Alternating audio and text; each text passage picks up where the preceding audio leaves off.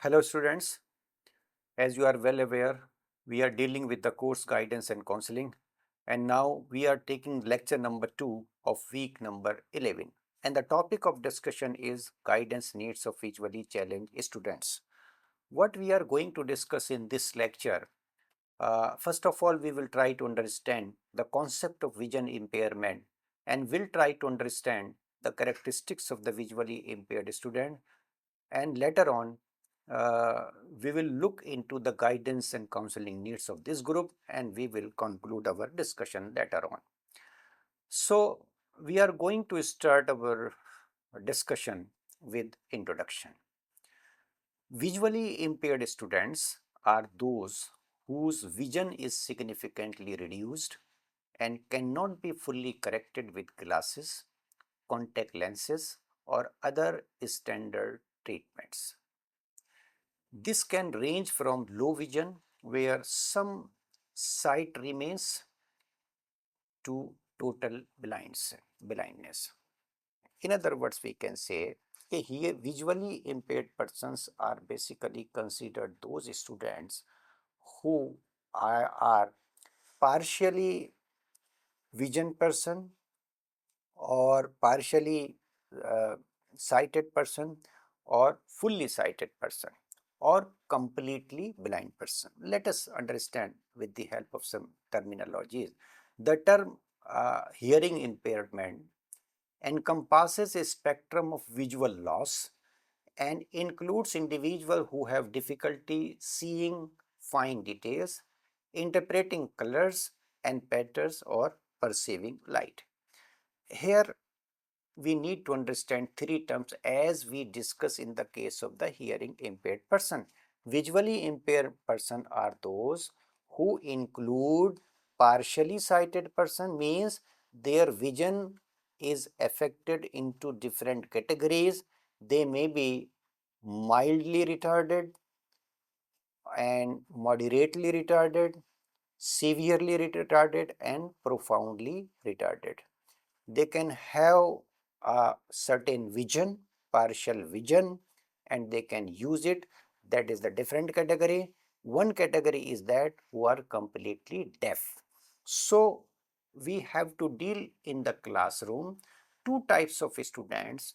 One who are completely deaf, completely blind, sorry, and another who have the vision and they can see and they can use their vision. What is basically the meaning of the vision impairment?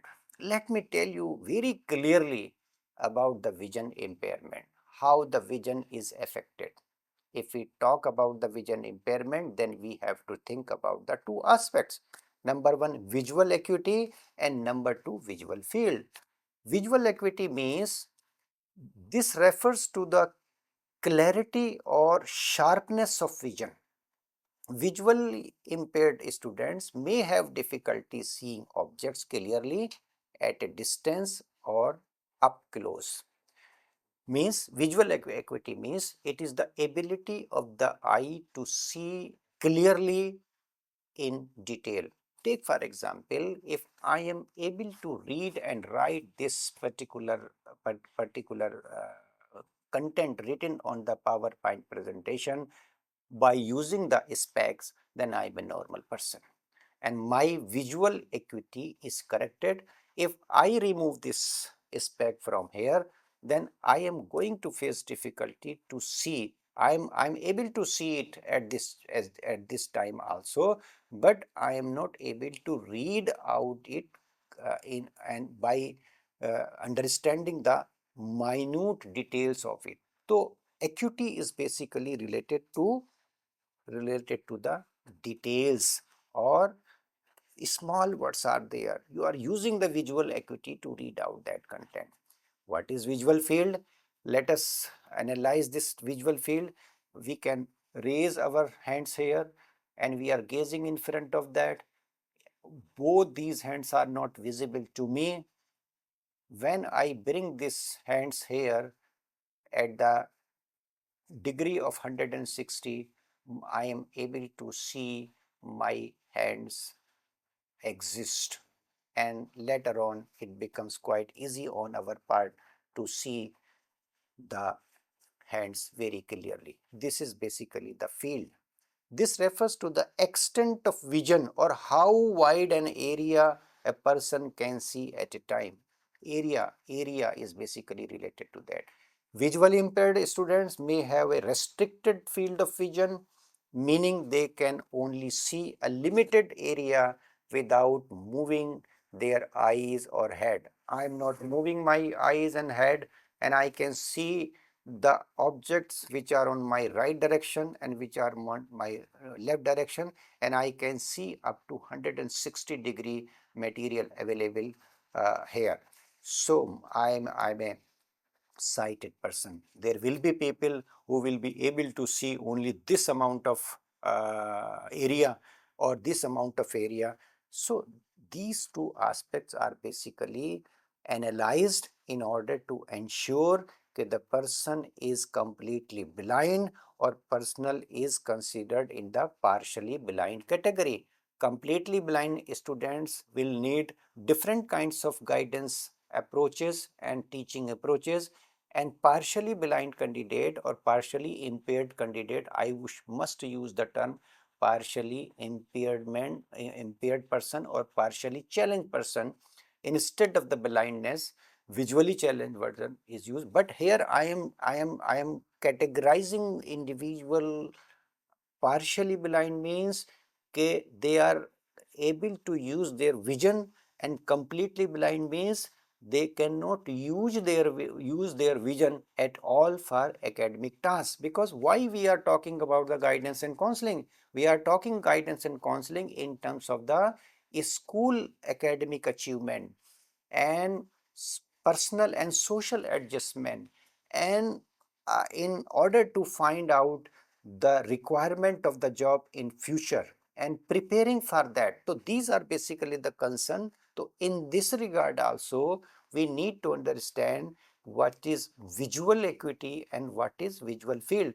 If the candidate is visual acuity is affected and visual field is affected, that considered that uh, child or that student will be considered as visually impaired person.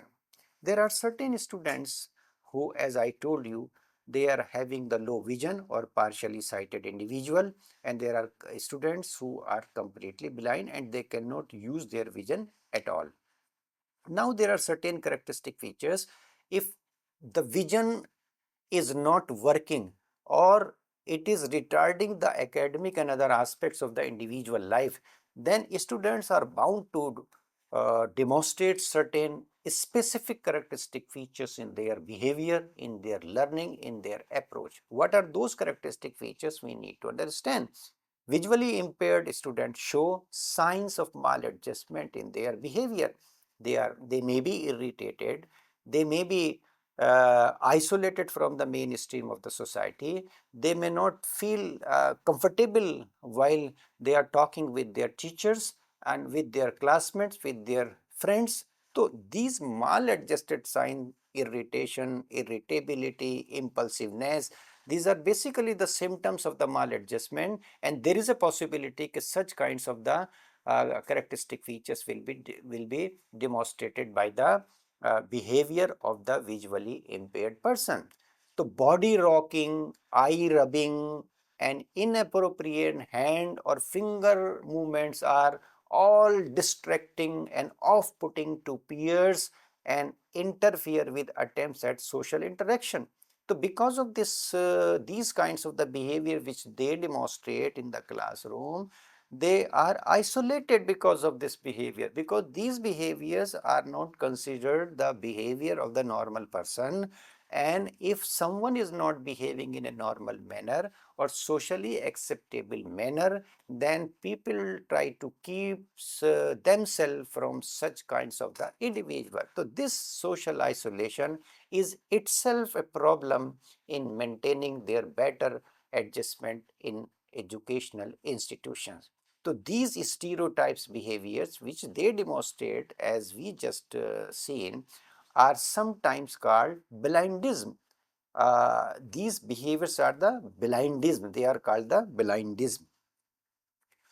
Now, there are certain characteristic features we must discuss: poor motor skills, intelligence, academic achievement, academic difficulties, mobility, reduced social interaction, social isolation, and lower self-esteem and confidence. These are some of the areas where we will try to understand what are the meaning of these aspects. When we are talking about the poor motor skills, then these students, as compared to the normal population, show retarded motor skill development. Why it is so? The lack of visually driven initiative behaviors and restrictions on an environment that is overly protective may retard the development of some motor skill. In the beginning of early stages, early childhood or infancy period, when the pupil start moving from one place, when the child starts moving from one place to the another place, why you consider that situation? Why the children move from one place to the another place? They move in search of any toy, any item, or anything available there, or any person is asking to come near to him or her. So these are basically the visually deriving imitative behaviors. These are not available to the visually challenged person because he or she cannot see. So it is, and another important aspect is basically related to the overprotection of the parents. Parents highly overprotect their children, visually challenged children, and they never allow to move them, to develop them, or to develop their motor skill. So these are basically the uh, limitations under which they have to learn the motor skills. That is why they demonstrate poor motor skills as compared to the normal population. If we talk about the intelligence, an individual's mental potential is neither raised nor lowered by the blindness. His or her functional level may be lower to the extent to which society has not provided experience which can offset the limitations imposed by his or her sensory deficit. What is the meaning of this slide or this content which you are reading here? The main important task is that as far as heredity criteria is concerned, they there is no difference between the visually challenged person and visually sighted person in regard to the intelligence. Yes, on the basis of the functional aspect of the vision gives you the opportunity to gain many kinds of the knowledge and the experiences, and because of the lack of that experiences and the lack of knowledge, because of the vision impairment, their intelligence is utilized, it is not utilized in its better manner. That is basically the difference. Academic achievements may differ. The researchers have shown that academic performance of the visually impaired students remain poor as compared to the sighted student because of the poor poor language development, and uh, poor ability or inability to get the visual information. They experience difficulty in concept development due to lack of appropriate learning experiences. Their learning experiences are quite different from the normal population, so they face difficulty in the concept development also. Because concepts are developed by looking the object. I am looking to this object and I can say it is a computer, and students are and there are words written on the PowerPoint presentation here. So I have the concept of the computer, and this concept may not be in the minds of the completely blind student. He may have another concept in his or her mind. So this is also a factor. Fourth aspect is academic difficulties. They demonstrate academic difficulties in delayed acquisition of reading, writing and mathematical skills, reading comprehension, math computation, problem solving in mathematics, self-direction and expressive writing. These are basically the aspects which are affected because of the vision impairment. Mobility is the most important aspect which provides opportunity to learn in different situations, in actual situations.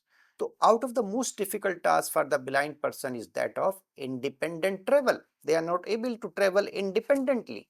They depends on their traveling on the others.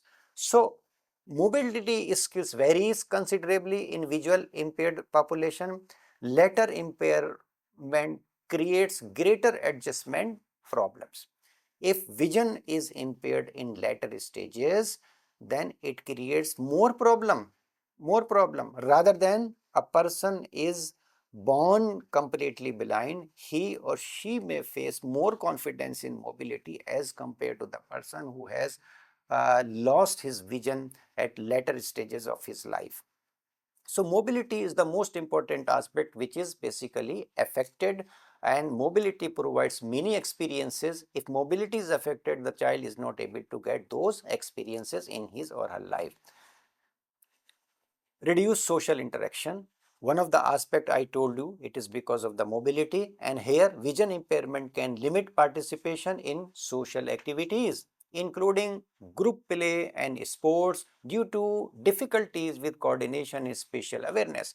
They are not able to participate in the games as the normal population is engaging in them. They are not able to make make communication, face to face communication by looking to each other. So these are basically the limitations, and this is basically reduce their social interaction, and reduce social interaction means leading to the isolation and many kinds of the difficulties in their behaviors. Individuals with vision impairment may experience loneliness and withdraw from social situations, sometimes preferring solitary activities. They engage in music and engaging in some other tasks individually rather than mixing with the members of the society or members of the classroom. Lower self-esteem and confidence, basically the resultant factor. So, social rejection, exclusion and difficulties in academic performance can contribute to the negative self-perception and reduce self-confidence. It further complicates the task of adjustment in educational, social, vocational and vocational areas and personal areas. So, low self-esteem and confidence are highly dangerous, I would say, and this needs to be taken into consideration by the guidance and counseling. Now, we are talking about what guidance needs are needed, are essential. After having the knowledge of the various characteristic features, including educational, communication, and other personal characteristic features, now it's time to understand what are the guidance counseling needs of this population and can be resolved by the counselor. Visually challenged students require specialized guidance and counseling to address their unique emotional, academic and social needs. This includes emotional support to build self-esteem and resilience, specialized educational and career guidance, and access to counseling services and support group. Let us understand guidance need in three different areas. Number one, emotional support need to be provided to this group of student. Academic and career guidance strategies are also needed to support their uh, academic aspect and considering for the future opportunities in the job market. And there are other important aspects we will also discuss. As far as the emotional aspect is concerned, here we need to understand four different things related to that. Number one, boosting self-esteem. Emotional aspect are always related to the personal aspect of the individual. So we need to enhance their self-esteem. Counselors can help visually impaired students build confidence by reinforcing their achievements, providing positive affirmations, and celebrating their progress. Even if a small achievement completed by the individual, there is a need to provide the support to that or reinforce that. Excellent, you have done a very right job. You can do it.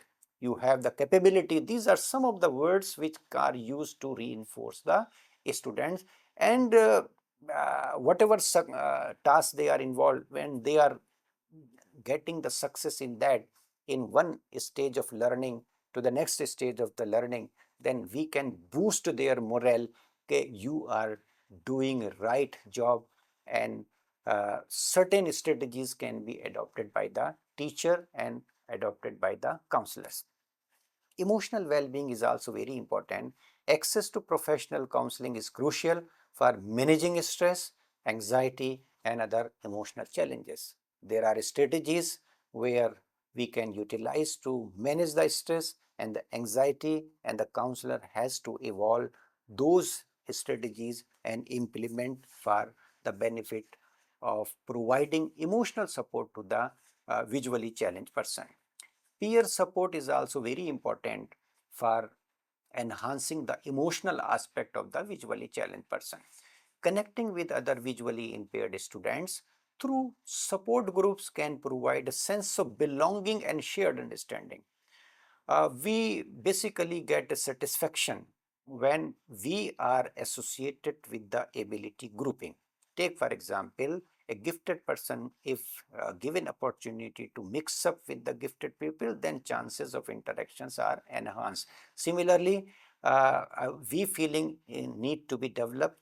Uh, Peer support means okay, the people who are also struggling or belonging to the visually impaired category, they can be clubbed together, they can enhance cooperation with each other, because it will give confidence to each other to discuss their problem, and they will feel more comfortable in discussing the problem. In addition to that, when we are talking about the peer support, then this support should not only be confined to the visually challenged person. Normally sighted student may provide active support and encouragement to visually challenged students in their academic tasks in the classroom, and it will definitely provide them emotional stability. Support of the teacher is equally very important. The teachers need to provide support to this group of students or the visually challenged student. Teacher support is significant in making inclusion of visually challenged successful. He or she has a plan, has to plan strategies suited to this group. They have to make inclusive practices in the classroom. They have to constantly evaluate or observe their behaviors and find out the areas where counseling is needed, where guidance is provided, and they can communicate this information to the counselor so that additional steps can be taken in that regard. Second aspect is related to the academic and career guidance. So first of all, we have to ensure in first aspect emotional support is needed to make or to enhance the confidence level of the student to participate in educational and other social activities of educational institutions. So when they are developing their emotional stability and by providing emotional support in co-curricular activities in the classroom, by mixing them with the peers, by mixing them with the poor, with the normal population, we can see the positive result of that. Another counseling is related to the career, academic and career aspect, and here we have to uh, look into the specialized education. A school should offer educational programs and resources tailored to needs of visually impaired students, including access to assistive technology and adapted learning materials. Here we need to think one aspect very important that when we are providing inclusive education to the student, it does not mean that we are not catering to their individual needs. We are making their inclusion successful in the classroom, and when they are facing difficulty in dealing with the academic standard of the classroom, then we need to provide strategies to resolve that issue. What we can do? We have to make a modification in the curriculum, modification in the teaching strategies, and modification in the environment, that is the barrier free environment. And we have to make use of the assistive technologies which are available for the population of these students. So here we need to understand that a specialized education program is always needed. It does not mean that we should not concentrate the need and the requirement of the visually challenged person. Every visually challenged person has its own need and the requirement. So we are providing them large print books. We are providing them training in the braille learning. We are also motivating them to use whatever vision they are having, and we are also giving opportunity to develop the training in the mobility. So these are some of the aspects which are very important in making a specialized educational program by the counselor. Career counseling is equally important. There are areas where they can go.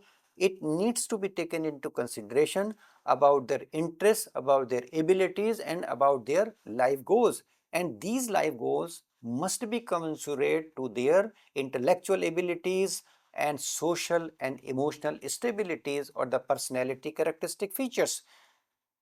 We need to understand whether they are having the real aspiration or real they have decided the real goals. These aspects are very important. So career counseling is related to that aspect. Many options can be given to them and to set their goals and develop personalized career plans to enter in that and prepare the uh, needed knowledge or gain the needed knowledge and expertise in that area. Another aspect related to academic and career guidance is practical experiences. Facilitating internship and work experience opportunities can help students gain practical skills and build professional network.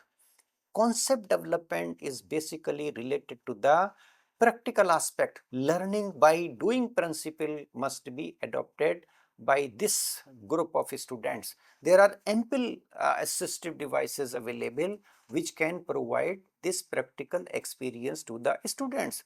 And though the use of assistive technology becomes very crucial in case of the hearing impaired person and in case of the visually challenged person also. And these devices, specialized programs are available. These specialized programs must be exposed to the visually challenged person in our educational institution, and we need to provide opportunities for them so that they can develop up to their potentials. In Aligarh Muslim University, we have a separate sections for the visually challenged person in the Maulana Azad library, where talking computers are available, large print books are available, and there is a provision of learning the braille, and there is a need to provide mobility technology, assistive technology are also involved in the mobility training. These aspects need to be taken when we are talking about the academic development and we are exposing them for any particular careers. There are certain other areas like accessible education, ensuring access to inclusive education program and assistive technologies is vital for visually uh, impaired student. They must have the access to all kinds of educational facilities available in the institution, in library, in laboratory, in the classroom, and everywhere where they are learning. Support services are also very needed. Providing access to support services like braille instruction, orientation program, and mobility training and use of the assistive support is always essential for the visually challenged person. So If we are talking about the guidance and counseling, then guidance and counseling basically revolves around the needs of the student. Their need is basically to use whatever vision they are having. Their need is basically to concentrate on the listening skills rather than on visual aspect because of their vision impairment. They need mobility training. There are many assistive devices available with us, and we have to use the assistive devices. Advocacy and awareness is another aspect. Raising awareness about the needs of visually impaired students and advocating for their rights is crucial. So, we have to provide the awareness related to other aspects which are helpful for for the academic performance of the visually challenged person. So, we need to raise their awareness about the needs of the visually impaired students and provide support and advice accordingly. Family involvement is also important. Counseling and support can also extend to the student's family to create a supportive environment at home. Parents should not be overprotective, rather they should understand or give the risk of committing the mistakes as we give to the normal population. Because of the overprotectiveness of the parents, many aspects of the visually challenged persons are not developed. They become dependent, or rather than they learn themselves. Every individual can become independent irrespective of the disability he or she possesses. If opportunities are provided, we are providing opportunities to the normal children, but we are not providing opportunities to the visually challenged person. Rather, we have to believe in their abilities also and allow them to do their task independently, because it will develop the self confidence in them, and they will understand that in spite of vision impairment they can perform the task with efficiency, with speed, and achieve up to their potential.